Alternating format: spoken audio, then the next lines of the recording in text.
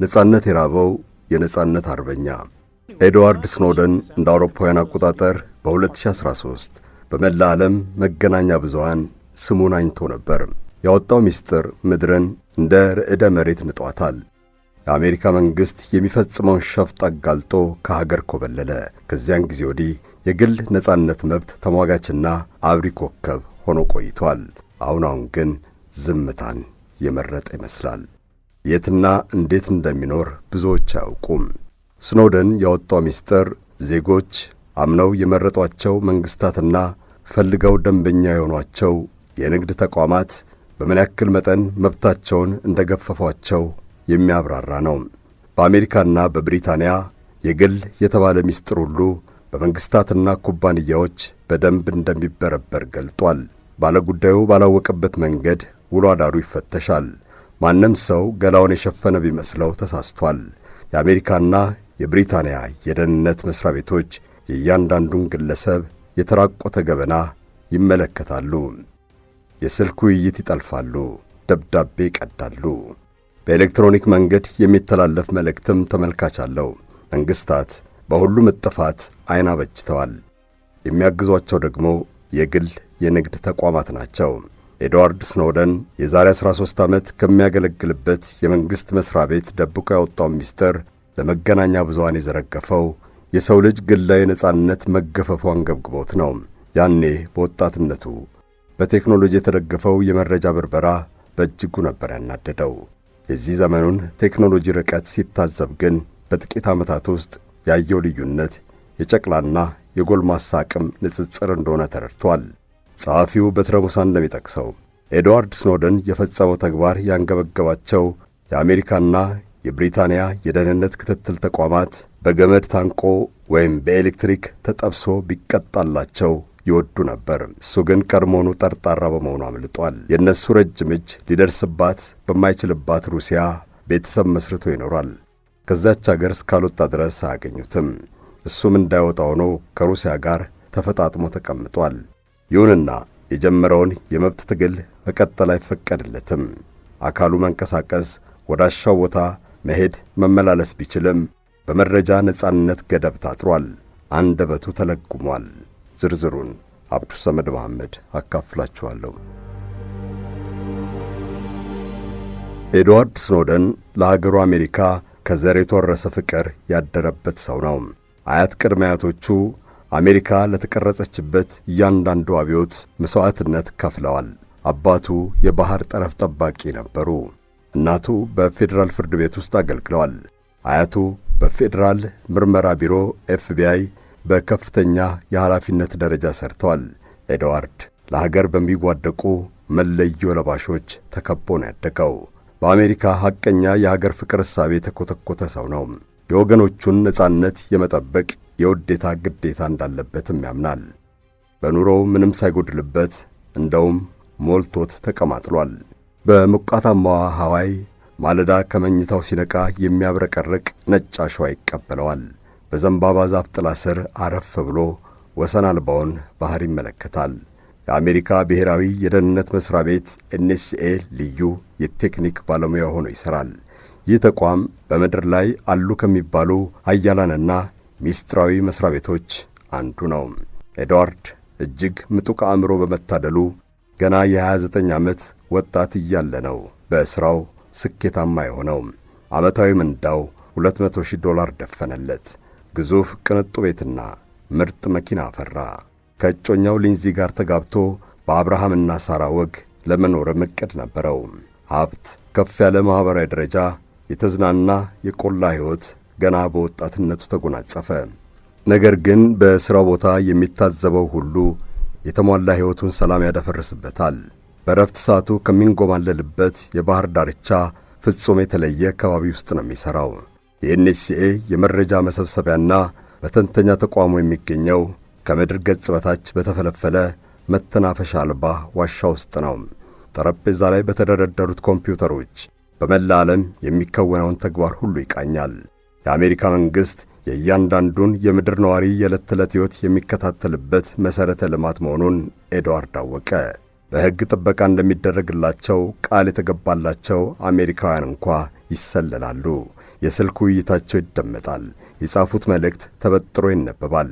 ይህን ዕድል ያገኙት የሥራ ባልደረቦቹ ባህሪም ይበልጥ ያበሳጨዋል። በቴክኖሎጂ መሣሪያ የተወሰደ የተራ ዜጎችን የተራቆተ ገላ እያዩ ማላገጣቸው እጅግ አስቆጣው። ባልደረቦቹ እንደ ቀላል ጨዋታ የቆጠሩት ተግባር የሥነ ምግባር ጥሰት እንደሆነ ነው ኤድዋርድ ስኖደን ያምነው።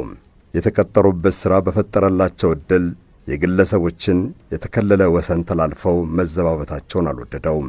የተቋሙ መሪዎች ይህን ማስቆም አልፈቀዱም። በአደባባይ ደግሞ ጨዋነታቸውን ይደሰኩራሉ። የኤንኤስኤ ዳይሬክተር ጄምስ ክላፐር በአሜሪካ የሕግ መወሰኛ ምክር ቤት ቃለ መሐላ ፈጽመው ማብራሪያ በሰጡበት ወቅት የዜጎችን ግላዊ መረጃ ትሰበስባላችሁ ወይ ተብለው ሲጠየቁ መካዳቸው ነገሩን ለማጋለጥ ገፋፍቶታል። የመንግሥት ከፍተኛ ተሿሚ ዜጎችንና የሕግ አካላትን ከዋሸ መልካም አስተዳደር የለም ማለት ነው። ኤድዋርድ የዚህ ሰውት ክበብ ተዋናይ ሆኖ ላለመቀጠል ቆረጠ።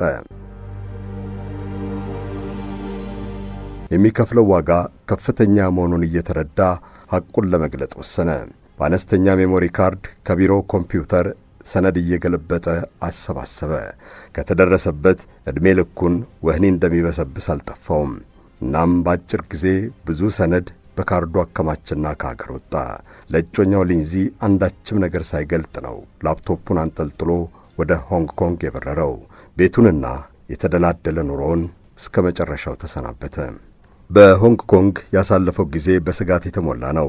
ሚራ በተባለ ሆቴል ያረፈበትን ክፍል እምብዛም ለቆ አልወጣም። በመረጃ መንታፊ ካሜራ ሊታይ እንደሚችል በመጠርጠር በበርና በመስኮት መጋጠሚያ መካከል ያለውን ክፍተት በጠቅላላ በአንሶላና ትራስ ጋርዷል። የስልኩን ወይም የላፕቶፑን ማለፊያ ቃል የሚተይበው እንኳ በብርድ ልብስ ተሸፍኖ ነበር። ጋዜጠኞችን ጋብዞ መላ የዓለም ሕዝብ በመንግሥታት እየተሰለለ እንደሚኖር የገለጠው ወዳረፈበት ሆቴል እየጠራ ነው። ያኔም በምድሪቱ የመጨረሻው ሕግ የሚያሳድደው ሰው ሆነ። የአሜሪካ የደህንነት ሠራተኞች የማይደርሱበትን ቦታ ለማግኘት ያልፈተሻት አገር የለችም። ቀድሞ የወሰነው ወደ ላቲን አሜሪካ ለመሰደድ ነበር። በሞስኮ በኩል ወደ ኢኳዶር የሚበርባትን አውሮፕላን መሳፈሪያ ደረሰኝ ቆረጠ። ነገር ግን ትንፋሽ ሊሰበስብባት ያሰባት ሞስኮ መታሰሪያው ሆና አረፈች። የአሜሪካ መንግሥት የስኖደን አውሮፕላን ሰማይ ላይ እያለች ነው የፓስፖርቱን ሕጋዊነት የሻረበት። ሞስኮ ሸርሜቴቮ አውሮፕላን ማረፊያ ሲደርስ ሀገር አልባ መሆኑን ተረዳ። ወደ ኢኳዶር የሚጓዝበትን ደረሰኝ መግዛት አልቻለም። ከአውሮፕላን ማረፊያውም መውጣት አልተፈቀደለትም። የገዛ አገሩ ያኖረችበት ወጥመድ ለ39 ቀናት እግር ተወርች ጠፈነገው። አሜሪካውያን አጥብቀው ያሳደዱትን አጋላጭ በጡንቸኛ ጠላታቸው እጅ ላይ ጥለው ተላልፎ እንደሚሰጣቸው ነበር የተማመኑት። ነገር ግን አንዳንድ ተንታኞች ኤድዋርድ ወደ ሞስኮ የበረረው ያለ ምክንያት እንዳልሆነ ያስረዳሉ።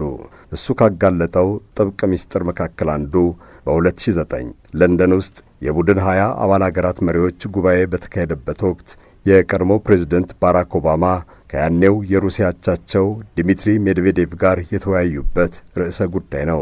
የአሜሪካ የመረጃ ሰብሳቢ ማዕከል ውይይቱን ሳይፈቀድለት ለማወቅ ሲል ጆሮ ጠቢ እንዳሰማራ ነው የተረጋገጠው። የስኖደን መረጃ የአሜሪካውያንን የደህንነት ክትትል ሥርዓት ለሩሲያ መንግሥት በዝርዝር አሳይቷል። ሩሲያውያን ወታደራዊ መረጃ የሚለዋወጡበትን መንገድ በመቀየራቸው በ2014 ክሬሚያን ሲወሩ ማንም ቀድሞ እንዳይጠረጥር አድርጓል። ስኖደን የገዛ አገሩን የስለላ ዘዴ አደባባይ ማዋሉ ለሩሲያ መንግሥት ትልቅ ውለታ ነው። ኤድዋርድ ሀገር አልባነቱ በተረጋገጠበት የመጀመሪያው አንድ ወር ከሩብ ከአውሮፕላን ማረፊያው የመንገደኞች ማስተናገጃ ንቅንቅ ማለት አልቻለም። በደህንነት መከታተያ ካሜራ እየታየና ጋዜጠኞች እየጎበኙት ከረመ። መኝታው አግዳሚ ወንበር ነው። የሚበላው ፈጣን ምግብ ቀለቡ ጠበስ ጠበስ ተደርጎ የሚሰናዳ ፈጣን ምግብ ሆነ። ለበርካታ አገሮች የጥገኝነት ጥያቄ ሰዷል። የሚቀበለው ግን አላገኘም። በተለይ የአውሮፓ ሀገራት በአሜሪካ ባለሥልጣናት ጫና ሳቢያ በራቸውን ከረቸሙበት። የአሜሪካ የስለላ ሠራተኞች ኤድዋርድ ተሸሽጎባት ይሆናል በሚል የቦሊቪያውን ፕሬዝደንት ኢቮ ሞራሌስ አውሮፕላን ኦስትሪያ ቬና ላይ በግዳጅ አሳርፈዋት በርብረዋል። ከኃያል መንግሥት ጋር ሆነና ድብብቆሹ ዓለም ጠበበችበት። አሳዳጆቹን ተጋፍጣ ደህንነቱን ልትጠብቅለት የምትችለው ብቸኛ ሀገር ሩሲያ ነበረች። ጊዜያዊ የመቆያ ወረቀት ተሰጥቶት ከአውሮፕላን ማረፊያ ወጥቶ የሞስኮን የከተማ አየር ማገ። ነገር ግን እውነታውን የሚቀበል ነፍስ አላበችም። በአንድ ወቅት በከተበው ጽሑፍ ስደት መውጫ አልባ ወጥመድ መሆኑን ጠቅሷል። ከሰው መሃል ሲቀላቀል የዓለምን በነጻነት የመኖር ገጽታ የቀየረ ጀግና መሆኑን አምኖ ነበር። ግና ድንገት ባልመረጣት አገር ተሰብስቦ እንዲቀመጥ የሚያስገድድ አጋጣሚ ሰለባ ሆነ። የሩሲያ መንግሥት መጀመሪያ የ1 ዓመት የጥገኝነት መብት ሰጠው። ቀጥሎ በ3 ወራት ተራዘመለት። ያኔ እጮኛውን ሊዚን ጠርቶ 3 ጉልቻውን መሠረተ። ያፈራቸው 2 ልጆች በአፈር ሕግ መነሻነት የሩሲያ ዜግነት ተጎናጽፈዋል። ቤተሰብ በማስተዳደሩ ተደሰተ። ለአፍታ እንኳ ሊለያቸው አይወድም። ፕሬዚደንት ቭላዲሚር ፑቲን በልዩ ትዕዛዝ ሩሲያዊነቱን ስላጸደቁለት እንደ ማንኛውም የሀገሪቱ ሰው የመንቀሳቀስ ዕድል አገኘ። ሕይወትም ከጅምሮ አልከበደውም። በግዙፍ የመረጃ ቴክኖሎጂ ኩባንያ በቴክኒክ ሙያ ተቀጠረ። የቀደመ ስሙ ደግሞ ትልቅ ገቢ ያመጣለት ያዘ። በዓለም አቀፍ ጉባኤዎች ላይ ሞስኮን ሳይለቅ በቪዲዮ ትስስር እየተገናኘ ተሞክሮውን በማብራራት ብዙ ይከፈለዋል። ለአንድ መድረክ ከ30 እስከ 50 ሺህ ዶላር ያፍሳል። የግል ማስታወሻውን የከተበበት መጽሐፍም በገፍ ተቸብችቦለታል። የአሜሪካ መንግሥት የመጽሐፉን ሽያጭ ገቢ ለመውሰድ በፍርድ ቤት ሞግቶ ነበር። ነገር ግን ስኖደን ከህትመት በፊት ስለተከፈለው ከመወረስ ተርፏል። በመላ ዓለም የሚገኙ አድናቂዎቹና ደጋፊዎቹ በክሪፕቶ ከረንሲ ሂሳብ ያከማቹለት ወረትም ቀላል አይደለም። ገንዘብ አያሳስበውም። ይሁንና ወረቱን ተጠቅሞ የተቀናጣ ሕይወት ለመግጨት አልቻለም። ከሞስኮ ሉበርሲ መንደር ወጥቶ መሸመትና መዝናናት አልተፈቀደለትም። ዳቦ ቢያስፈልገው ወይም ውስኪ ቢመኝ ገበያ ወጥቶ ከጡረተኞችና የፋብሪካ ላባደሮች ጋር ተጋፍቶ ነው የሚገዛው። ዕውቀቱም ሆነ ዕውቅናው አለዚያም የተከማቸ ሀብቱ እንዳሻው የሚያዘዋውረውን በር አልከፈተለትም። በልቡ የተሰማውንና በሐሳቡ የቀመረውን አፍረጥርጦ በአደባባይ አይናገርም። በእርግጥ በመጀመሪያዎቹ ዓመታት የሩሲያ ቆይታው ጫጉላው ሽርሽር ባለመጠናቀቁ ስለ እውነት ፊት ለፊት ተሟግቷል። በትዊተር ገጹ እየጻፈ በአካባቢው የሚፈጸመውን መንግሥታዊ በደል ተችቷል። በ2016 የአሮቫያ የተባለውን የዜጎች እንቅስቃሴ ያለ ገደብ ክትትል እንዲደረግበት የሚያዝ ሕግ ሲወጣ ለማውገዝ የቀደመው አልነበረም። ፑቲን በፊርማቸው ያጸደቁት ይህ ሕግ ሰብአዊ መብትን ከመግፈፍ ባሻገር ምክንያታዊነት እንደሚጎድለው ጽፏል። ሩሲያን ጽልመት ውጧታል የሚል ቁጭትም አካተተበት። በ2019 ደግሞ በሞስኮ የተቀሰቀሰ ሕዝባዊ ዓመፅ በጉልበት ሲዳፈን ዜጎች በሰላማዊ መንገድ የሚያንጸባርቁትን ፍላጎት መገደብ ሊያበቃ እንደሚገባ አሳስቧል። የሩሲያን ሕገ መንግሥት አንቀጽ 31 ጠቅሶ ዜጎች ለመብታቸው የመከራከር ነጻነት በእኩል ስለተሰጣቸው አንዱን በዝምታ አልፎ ሌላውን ማፈን ትክክል እንዳልሆነም አስረድቷል። ስኖደን በዚያን ወቅት ሩሲያ ውስጥ እየኖረ መንግሥታዊ በደልን የመተቸት የማይገሰስ ኃይል እንዳለው ነበር ያመነው። ነገር ግን የሀገሪቱ የፖለቲካ ምህዳር ባልተጠበቀ መንገድ መቀየር ያዘ። የሩሲያ ሰራዊት በዩክሬን ላይ ወረራ ሲከፍት የነበረው እንዳልነበረ ሆነ።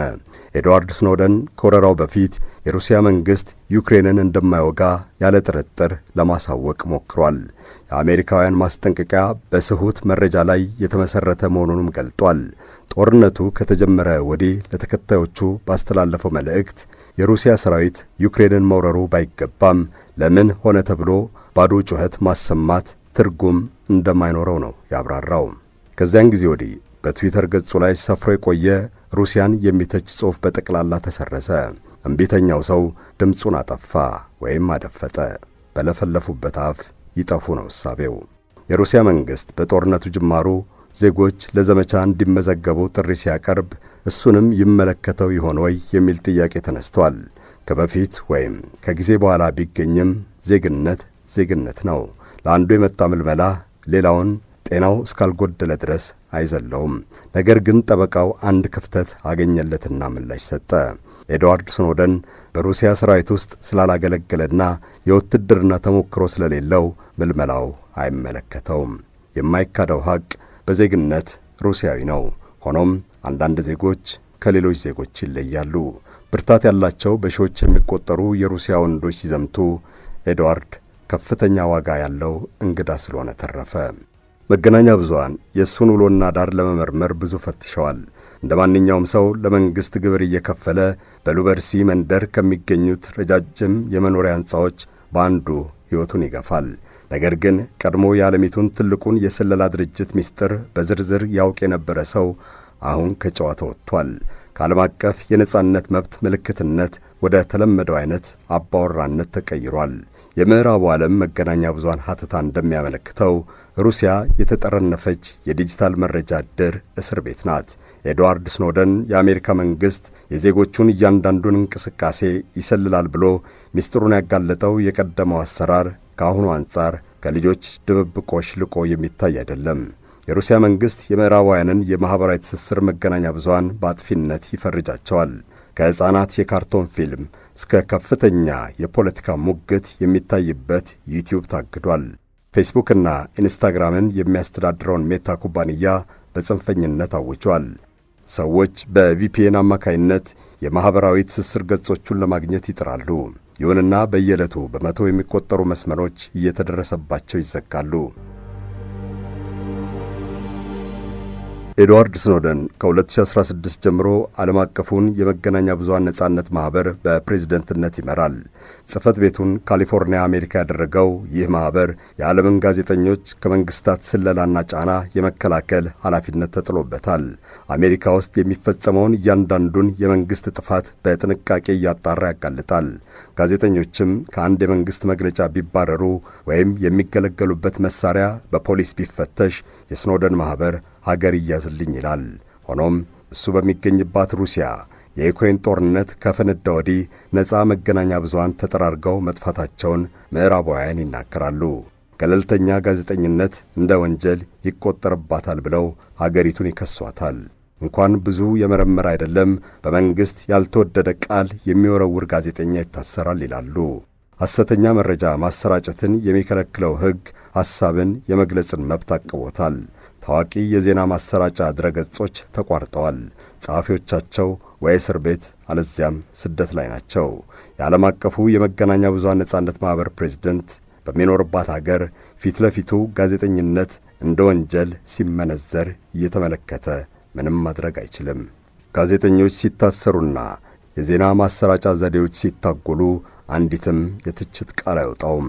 የዴንማርክና የፈረንሳይ ዜጎች ለመረጃ ነጻነት መብት እንዲሟገቱ የሚወተውተው ስኖደን ዜግነት የሰጠችውን ሀገር ጉድ በዝምታ ያልፋል። ኦሃዮ ውስጥ በሚካሄድ የጋዜጠኝነት መብት ጥበቃ ጉባኤ ላይ በቪዲዮ ትስስር ማብራሪያ ይሰጣል። ከቤቱ ብዙም ሳይርቅ በማኅበራዊ ትስስር ገጹ የተሰማውን የጻፈ ጋዜጠኛ ሲታሰር ዓይኑን ይጨፍናል። የዓለም ጋዜጠኞች መብት ትልቁ ሞጋች በሀገሩ ተለጉሟል። ኤድዋርድ ስኖደን ከሰበካው ሳይነቃነቅ ከዓለም ጋር የሚገናኝበትን መንገድ ተሰናክሏል ማለት ይቻላል። በምዕራቡ ንፍቀ ክበብ ለሚኖሩ ተከታዮቹ በቪዲዮ ማብራሪያ ለመስጠት ተቸግሯል። ብዙ ተጠቃሚ ያላቸው የምድራችን ትልልቅ መተግበሪያዎች ሩሲያ ውስጥ እንዳይሰሩ ታግደዋል። ዋትሳፕ፣ ቴሌግራም፣ ቫይበር፣ ዲስኮርድ፣ ስናፕቻት፣ ስካይፕ፣ ማይክሮሶፍት ቲምስና ዊቻት አገልግሎት አቁመዋል ወይም በሚገባው ልክ አይሰሩም። ሲደወልባቸው ወዲያው እየተቋረጡ ጅምር ውይይት አያስቋጩም። በቪፒኤን ቢታገዙ እንኳ ውጤት አያመጡም። በ2026 በርካታ የሩሲያ ግዛቶች ኢንተርኔት እንዳያገኙ ተደርገዋል። የሀገሪቱ መንግሥትም አገልግሎቱን በሀገር በቀል ተቋም ለመቀጠል እንዳሰበ ይነገራል። ይህ ደግሞ ሕዝቡን ከዓለም ከመነጠል አይተናነስም።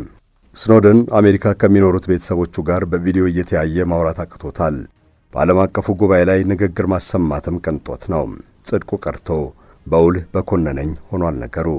የሩሲያ መንግሥት ለድረገጽና ሞባይል ስልክ መልእክት መለዋወጫ በአማራጭነት ያቀረበው ማክስ የተባለውን መተግበሪያ ነው። ሱቆች የማክስ መተግበሪያ ያልተጫነበትን ስልክ መሸጥ አይችሉም። መምህራን ከተማሪዎቻቸውና ወላጆቻቸው ጋር ሐሳብ እንዲለዋወጡ የሚታዘዙት በማክስ ብቻ ነው። ነገር ግን ሩሲያውያን መተግበሪያውን አብዝተው ይፈሩታል። የዚህ ስጋት ምንጭ በአጠቃቀም ወቅት ማንኛውም ግለሰብ ሊያደርግ የሚገባው ጥንቃቄ ከፍተኛ መሆኑን ስለሚረዳ ነው። በምዝገባ ወቅት የተጠቃሚውን ሙሉ መረጃ ይጠይቃል። የስልኩን ቪዲዮ መቅረጫ፣ ድምፅ መቅጃና የተከማቸውን ሰነድ በጠቅላላ የመመልከት መብት ይፈልጋል። ሩሲያውያን ማክስ ውሎ አዳራቸውን እየሰነደ ለፖሊስ እንደሚልክባቸው ይጠረጥራሉ። የቴክኖሎጂ ባለሙያዎች መተግበሪያውን ከመጠቀም ይልቅ በድረገጽ ማሰሻ አፈላልገው መልእክት ቢለዋወጡበት ግላዊ ነጻነትን መጠበቅ እንደሚቻል ቢያስረዱም ያን ያክል የሚቀበላቸው የለም። ማክስን መጠቀም የስልክና ፓስፖርት ቁጥርን እስከ መጨረሻው እንደ ማስመዝገብ ይታያል። ግለሰቡ የጻፈውን የወደደውን ወይም አስተያየት የሰጠበትን ጉዳይ ሁሉ ሰንዶ በሰው ሰራሽ ተግባቦት አማካይነት ይተነትነዋል። የፍርድ ቤት ሙግት ከገጠመው ከዚህ ማህደር ውስጥ አንዳች አረፍተ ነገር ተመዞ ወጥቶ እንደ ማስረጃ ሊቀርብበት ይችላል። የሩሲያ መንግስት ይህን ነገር በግልጽ አሳውቋል። እንግዲህ በድረገጽ ለሚሰፍር ሐሳብ ነጻነት የተፋለመው ኤድዋርድ አሁን በስልኩና በላፕቶፑ የሰነደው መረጃ በጠቅላላ በሩሲያ የደህንነት ክትትል መስሪያ ቤት በዝርዝር ይታያል ሲባል እንደምን ይታመናል? የሩሲያ ዜግነት ያላቸው ልጆቹ ከአስተማሪዎቻቸው ለሚሰጣቸው የቤት ሥራ የሚያቀርቡት ምላሽ በመንግሥት ቁጥጥር ሲደረግበት መመልከት አያስገርምም? አትዩኝ አትፈትሹኝ ብሎ መወራጨት ትዕዛዝ መናቅ ነው። ትምህርት ቤቶችና የመንግሥት ተቋማት ከማክስ የተለየ መተግበሪያ መጠቀም አይፈቀድላቸውም። በቀጣዩ ጊዜ በመላ ሩሲያ ገንዘብ በቅጽበታዊ ማዘዣ ካርድ ከኤቲኤም ማሽን ወጪ ለመጠየቅ በማክስ አማካይነት ማረጋገጫ ለመጠበቅ የሚያስገድዳቸው አሰራር እንደሚጀመር እየተነገረ ነው። ምዕራባውያኑ እንደሚሉት የሩሲያ መንግሥት ዜጎቹን ጠቅልሎ ለመቆጣጠር ነው ያደባው። በዩክሬን የሚካሄደው ወታደራዊ ዘመቻ እንዳሸበረው የሚነገርበት የሩሲያ መንግሥት ጎዳናዎችን ጭምር የስለላ ጣቢያ አድርጓቸዋል። አውሮፕላን ማረፊያ ውስጥ ለበረራ የተሰናዱ መንገደኞች የስልካቸውን የምስል ማህደርና የጥሪ ዝርዝር የማሳየት ግዴታ ተጥሎባቸዋል። በትልልቅ ከተሞች ጎዳና ማንኛውም ግለሰብ በፖሊስ እንዲቆም ታዞ ስልኩ ይፈተሻል። ለዚህ ነው ብዙዎች ከቤታቸው ከመውጣታቸው በፊት አልባሌ ነገር ካለ በሚል ጥርጣሬ ስልካቸውን ለመመርመርና ለማጽዳት የሚገደዱት። የተከለከለ ሐሳብ የተገኘበት ሰው መከራው ከባድ ነው። ለፖሊስ ስልኬን አላስነካም ማለት ቢያንስ ለ48 ሰዓታት መታሰር ያስከትላል። የምዕራቡ ዓለም መገናኛ ብዙሃን ደግሞ በሩሲያ ማረፊያ ቤቶች ውስጥ የሚደረገው ምርመራ ያልሰሩትን እስከ ማመን እንደሚያደርስ ይገልጻሉ። እንደነሱ ዘገባ ከሆነ ሩሲያውያን ተሰላችተዋል። በድረገጽ ሥራ የተሰማሩ ዜጎች አገር ለቀው መሸሹን ተያይዘውታል። ባለፉት 4 ዓመታት የተሰደዱት ሰዎች ቁጥር 2 ሚሊዮን ገደማ ነው። መውጫ ያጡት በፍርሃት አንገታቸውን ደፍተው ይኖራሉ። ይህ ሁሉ ሲሆን ታዲያ የነጻነቱ ምልክት ኤድዋርድ ስኖደን የታለ? አለ። መፈራገጥና መወራጨት አያዋጣም። የተፈቀደለትን ብቻ እያደረገ ኑሮን ይገፋል። በተወለደባት አገሩ እንዳሻው ተናግሮ የፈለገውን ዘባርቆ ካጠፋ ፍርድ ቤት ተከሶ ተሟግቶ ይረታል ወይም ይረታል። በሩሲያ እንዲህ አይነት ቀልድ እንደማይታሰብ ነው የምዕራቡ ዓለም መገናኛ ብዙሃን የሚዘረዝሩት። ስኖደን በቅንጡ የሃዋይ ነፋሻ ቆላ ዘና ያለ ሕይወቱን የሰዋበትን የግለሰቦችን ሐሳብ ያለከልካይ የመግለጽ መብት የበለጠ በምትረግጥ ሀገር ውስጥ እጆቹን አጣምሮ ተቀምጧል። የእሱ ኑሮ ግራና ቀኙ ገደል በሆነ ቀጭን ድልድይ ላይ እጁን እንደ ክንፍ ዘርግቶ በጥንቃቄ ከመራመድ ተለይቶ አይታይም። ሚዛን መሳት መውደቅ ነው ትርፉ። ስኖደን ሩሲያ ውስጥ የግለሰብ ለግለሰብ ግንኙነትን ምስጢራዊነት የመጠበቅ መብት እንዳበቃ ተረድቷል። የአበራሽን ጠባሳ ስላየ በእሳት አይጫወትም። ወህኒ ተወርውሮ ከመበስበስ ወይም አጥብቆ ለሚያሳድደው የአሜሪካ መንግሥት ተላልፎ መሰጠት አይፈልግም። የደፋሩ ኤድዋርድ ስኖደን ጀብዱ አንድ ግለሰብ ብቻውን የሻገተውን የመንግሥት ሥርዓት ለዓለም ለማጋለጥ እንደማይተናነስ በደንብ አሳይቷል። የደህንነት ክትትል ተቋማት የሚሰሩበት መንገድ የቱን ያክል የተበላሸ እንደሆነ ያሳወቀው የእሱ ምስክርነት ነው። ነገር ግን ይህን መሰሉን ክሽፈት ማጋለጥ የሚያስከፍለው ዋጋ አይተመንም። ኤድዋርድ የዲጂታል ማጎሪያውን ሰንዱቅ ለዓለም አስረድቷል። ነገር ግን እሱ ራሱ ከአንደኛው የከፋ ፈና ወደ ባሰው ነው የተሸጋገረው። ምክንያቱም በሽግግር የሰመጠበት ሰንዱቅ ከልካይ ሕግጋት የጠነከሩ ዘቦቹም የጨከኑ ናቸው። የእሱ ዕጣ ፈንታ ለሌሎች አፈንጋጮች ከባድ ማስጠንቀቂያ ነው። ኤድዋርድ በመርህና በሐቅ ላይ ያለው እምነት የማይበገር ነበር። ሆኖም በከባድ የሃያላን ፖለቲካ ቁማር ውስጥ የእሱ እውነት ለመንግሥታት መበሻሸቂያነት ነው የዋለው። ሩሲያውያን መጠለያ የሰጡት ስለወደዱት ሳይሆን የአሜሪካውያንን ዐይን የሚጠነቁሉበት መሣሪያ ስላገኙ ነው። ሩሲያ ውስጥ የተዘረጋው የግለሰብ መከታተያ ሥርዓት አሜሪካ ከ13 ዓመት በፊት ትጠቀምበት ከነበረው በእጅጉ የረቀቀና የተንሰራፋ ነው። ዓለም የእሱን መላወስ የምትጠብቅ ቆሞ ቀር ግዑዝ አይደለችም።